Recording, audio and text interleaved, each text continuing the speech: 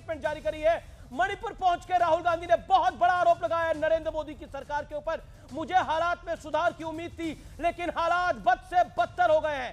यह हालात देखकर मैं निराश हूं, मैं बहुत दुखी हूं इनसे मिलकर। मैंने इनका दर्द सुना है। नेता प्रतिपक्ष राहुल गांधी का बड़ा बयान है। राज्य दो हिस्सों में बढ़ चुका है। राहुल गांधी इस समय ग्राउंड जीरो पे मौजूद है, नेता प्रतिपक्ष, और यह बड़ी स्टेटमेंट है राहुल गांधी की ओर से। मुझे हालात में सुधार की उम्मीद थी, लेकिन यह सुधार होता हुआ नहीं दिख रहा। सीधा आड़े हाथों लिया है सरकार को। मैं सीधा बीजेपी के प्रवक्ता से रिएक्शन लेता हूं। गौरव भाटिया, नेता प्रतिपक्ष राहुल गांधी के गंभीर आरोप है, राज्य को दो हिस्सों में बांट दिया है आप लोगों ने, आप स्थिति को काबू नहीं कर पा रहे हैं। देखिए, राहुल गांधी को थोड़ा इतिहास पढ़ना लिखना चाहिए। इंडियन एयरफोर्स के जहाज ने हमारे देशवासियों के ऊपर बम गिराए थे। इंदिरा गांधी प्रधानमंत्री थी 1966 में। और मणिपुर कोई माइका लाल नहीं है जो वहां की स्थिति खराब कर सके। स्थिति बेहतर हो रही है, आगे भी होगी, लेकिन आज पूछा जाना चाहिए जो ये राजनीतिक। देखिए गौरव भाटिया, स्थिति तो खराब है। प्रधानमंत्री जी की भी स्टेटमेंट अगर सुनेंगे तो स्थिति तो सामान्य नहीं है मणिपुर के अंदर, और अब 1 साल से ऊपर हो गया है, इसलिए गंभीरता का मामला है ये। सुनिए सुनिए सुनिए मेरी बात। प्रधानमंत्री जी का ही वक्तव्य आपको बता रहा हूं। उन्होंने कहा मणिपुर का इतिहास रहा है सामाजिक संघर्ष का, लंबा इतिहास है और स्थिति सुधर रही है, और हमें पूरा विश्वास है केंद्र सरकार और प्रदेश सरकार मिलकर स्थिति को और बेहतर करेगी। अब ये राजनीतिक गिद्ध वहां लाशों पे राजनीति करने गए हैं क्या? आप मुझे बताइए। इनके मुख्यमंत्री रहे थे गौरव भाटिया, आपने एक स्टेटमेंट दिया, आपने बोला राहुल गांधी बचकाना काम कर रहे हैं, लेकिन नेता प्रतिपक्ष के तौर पे वो उधर जा सकते हैं, वो उनका अधिकार है। क्या वो अधिकार भी भारतीय जनता पार्टी का शासन उनको नहीं देना चाहता? नहीं, मैं आपको कहता हूं वो बिल्कुल उनका अधिकार है, लेकिन उनका कर्तव्य क्या है? उनका कर्तव्य पहले यह है कि जिस संविधान को वो हाथ में लेके रखते हैं लेकिन पढ़ते नहीं है, नेता प्रतिपक्ष होने के नाते अपने कर्तव्य का निर्वाह करें, और संसद के पटल पे जो चर्चा हो रही थी वो सुनते, जवाब देते, आपका पॉइंट उत्तर उठाते और पर्दाफाश कर देते। नहीं सुनेंगे और रिएक्ट करेंगे तो वो गलत ही मैसेज देता है। लेकिन विवेक कुछ कहना चाहते हैं। विवेक, बचकाना बातें नहीं करनी चाहिए, आगे बढ़ना चाहिए और सीरियसली सुनना चाहिए। देखिए, पहली चीज तो मेरी अपील गौरव भाटिया जी से भी है और भाजपा की सरकार से भी है, learn to see the change, और लीडर ऑफ अपोजिशन को रेस्पेक्ट देने की आदत डाल लीजिए। यह कॉन्स्टिट्यूशनल पोजीशन है, तो इसलिए जिन शब्दों का आप प्रयोग कर रहे हैं उन शब्दों का प्रयोग ना करें। बालक बुद्धि मणिपुर जाकर के लोगों के बीच में नहीं खड़ा होता। बालक बुद्धि में जैसे बचकाना कह रहे हैं, कोई बालक बुद्धि कह रहा है, जब आपके पास इंटेलेक्चुअली पॉइंट्स नहीं है काउंटर करने के लिए ऑपोजिशन को, तो stop going on wrong word slinging. आप कृपा करके अपनी मर्यादा को मेंटेन करें। मणिपुर जाना जरूरी है, कंडीशन खराब है, आप नहीं हैंडल कर पाए। प्राइम मिनिस्टर ने तब पहली बार बोला जब सुप्रीम कोर्ट ने फटकार लगाई।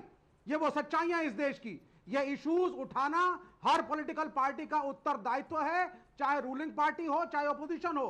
इसमें कोई राजनीतिकरण नहीं है। यह है पहला पॉइंट। और दूसरा पॉइंट, जब वो अयोध्या की बात कर रहे हैं तो वो ठीक कह रहे हैं। स्वामी अग्निवेश ने बड़ा क्लियरली बोला था कि विश्वनाथ प्रताप सिंह के टाइम पे मुस्लिम पक्ष और हिंदू पक्ष लगभग राजी हो गए थे, एक सोल्यूशन आ सकता था, सिर्फ एक नेता था जो अड़ गया, और उसने कहा, स्वामी अग्निवेश जी शायद आपने सुना नहीं मैंने क्या कहा, मंदिर वहीं बनाएंगे। यह होता है राजनीतिकरण राम मंदिर का, जिसके आधार पे आप 25-30 साल से सत्ता में आने की कोशिश कर रहे हैं और जिसको नकारा लोगों ने। और डेवलपमेंट की पॉलिटिक्स। आपको ऑब्जेक्शन है जो बचकानी बात बोली राहुल के बारे में, उस पर आपको ऑब्जेक्शन है गौरव भाटिया? देखिए, विवेक भाई को मैं एक बात बहुत सम्मान के साथ कहता हूं, मैं इज्जत दूंगा राहुल गांधी को, लेकिन उस दिन दूंगा जब वो संवैधानिक पद पे बैठे प्रधानमंत्री जिनको जनता ने चुना है इज्जत देना शुरू करेंगे। मैं आपको बताता हूं, चौकीदार चोर है कहा, क्या ये इज्जत देना था? क्या प्रधानमंत्री का पद संवैधानिक पद नहीं है? और जब वो हिंदुओं के लिए कहते हैं, और शब्दशाह मैं कोट कर रहा हूं उनको, जो लोग अपने आप को हिंदू कहते हैं वो 24 घंटे करते हैं हिंसा हिंसा हिंसा, नफरत नफरत नफरत, असत्य असत्य असत्य। क्या मुसलमानों के लिए ये कहने का दम है राहुल गांधी में एक बार भी? दूसरी बात मर्यादा, आपने कहा हिंदू समाज उत्तरदायित्व की तरफ टारगेटेड उत्तरदायित्व नेता प्रतिपक्ष का ये भी है। पार्लियामेंट में मैं बैठे पहले अपनी हिंदुत्व के पूरी सो कर कॉल्ड लूंगा। चैंपियन के लिए था। एक करके मैं हम नहीं, गलत बात। ये बात गलत है, ये गलत okay Gaurav 20 seconds make your point. उत्तरदायित्व पे भी, हाँ, उत्तरदायित्व पे बहुत अच्छी बात विवेक भाई ने कही, मैं सहमत हूं। नेता प्रतिपक्ष का उत्तरदायित्व है कि वो मुद्दे उठाए, लेकिन संदेश खाली में जब महिलाओं को बलात्कार किया गया तो राहुल गांधी के मुंह में दही क्यों जम गई? जब तमिलनाडु में 65 हमारे भारतीय जान दे देते हैं नशीली शराब से, तो राहुल गांधी चुप क्यों रहते हैं? उत्तर दिनाजपुर में जब महिला को कोड़े से मारा जाता है तो सांप सूंघ जाता है राहुल गांधी को, और तमिलनाडु में जब बसपा का अध्यक्ष मार दिया गया तो राहुल गांधी क्या कर रहे थे? ये उत्तरदायित्व उनका है या नहीं है? धन्यवाद। ठीक है, ये उत्तरदायित्व की बात करी गई, लेकिन जिस तरह से बीजेपी रिएक्ट कर रही है राहुल गांधी को लेकर, और राहुल गांधी का कि इंडिया अलायंस ने बीजेपी के राम जन्मभूमि मूवमेंट को हरा दिया, वो तो मूवमेंट था, वो सिर्फ बीजेपी का नहीं था, वो तो करोड़ों हिंदुओं का मूवमेंट था। वो सिर्फ आरएसएस और बीजेपी का मूवमेंट नहीं था, वो मंदिर सबके लिए बना है, और वो मूवमेंट तो करोड़ों हिंदुओं का था, जो यहाँ के बहुसंख्यक है उनका मूवमेंट था। उस मूवमेंट को हरा दिया, क्या मतलब है इसका? देखिए, जो फिर बीजेपी कहती है कि ये बचकानी बातें हैं। जो राजनीतिक आंदोलन है, उस राजनीतिक आंदोलन को जिसको भारतीय जनता पार्टी जिसके कंधे पर चढ़कर इस देश की सत्ता में आई, केंद्र में आई, और उनके नेता पहले कहते भी थे कि ये एक पॉलिटिकल प्रोजेक्ट है। मतलब किस नेता ने बोला? नहीं, आप लाल कृष्ण आडवाणी जी के जमाने की बात है, ये लोग कहते थे कि ये एक पॉलिटिकल प्रोजेक्ट है। नहीं, आडवाणी जी ने बोला कि ये पॉलिटिकल प्रोजेक्ट है। ये आप मुझे तारीख बताइए, क्योंकि मैंने लाल कृष्ण आडवाणी और अटल बिहारी वाजपेयी को कवर किया हुआ है, इसलिए मैं ये बात पूछना चाहता हूं। आरएसएस भारतीय जनता पार्टी के नेता इसको पॉलिटिकल प्रोजेक्ट की तरह से ही करके इस देश के सत्ता में आए। ये आपका हमारा ये कहना है, उन्होंने नहीं, हमारा नहीं, ये बात कही गई है, एल के आडवाणी ने कभी नहीं बोला ये हमारे लिए पॉलिटिकल प्रोजेक्ट है। अब हमारा ये कहना है कि उत्तर प्रदेश के लोगों ने जो सिया रामचंद्र जी के नाम पे इस देश में दंगे फसाद, हिंदू मुस्लिम दंगे, कत्लेआम, क्या क्या हुआ, बम ब्लास्ट हुआ, ये सिर्फ भारतीय जनता पार्टी की इसके लिए जिम्मेदार है।